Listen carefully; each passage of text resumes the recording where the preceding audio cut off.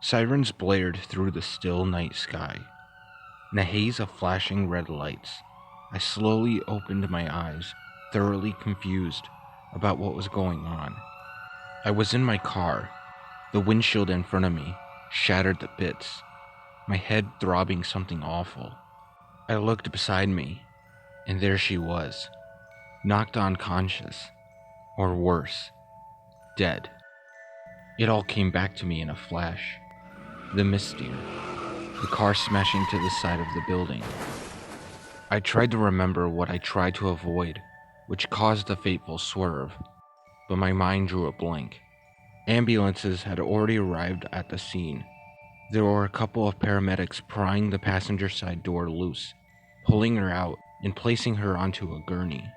I stumbled out of the car myself, relatively uninjured by the crash, it seemed. Besides the headache, I didn't seem to have any major injuries. She was rushed to a nearby ambulance in a haze of frantic EMT activity and general medical mumbo-jumbo. I tried to overhear what her situation was, but couldn't make out any words clearly. I realized my ears were ringing, probably part of the headache. In a confused daze, I automatically climbed into the back of the ambulance with her. Fighting every throbbing cell in my brain, I attempted to shout a few words of encouragement to her unconscious body. The paramedics probably just assumed we're together, having been in the same vehicle, and didn't seem to object to me tagging along. In fact, they barely seemed to care I was in for the ride.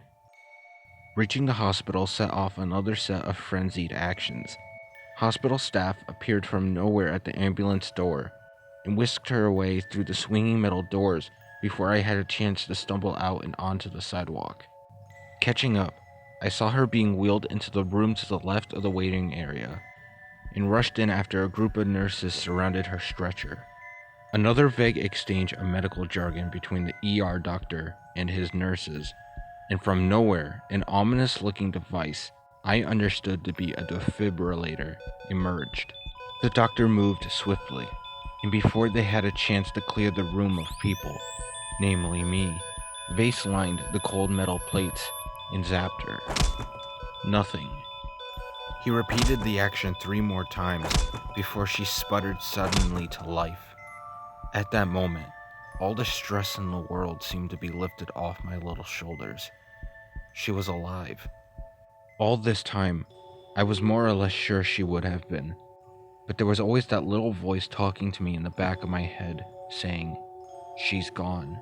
She opened her eyes slowly, amidst hacking and coughing, and eventually, they met my relief-drenched gaze. In that moment, my feeling of euphoria vanished. Something about the way she looked at me broke my heart. Why? I don't know. A single tear escaped her eye and rolled down her cheek. And that's when the doctor turned and walked right through me.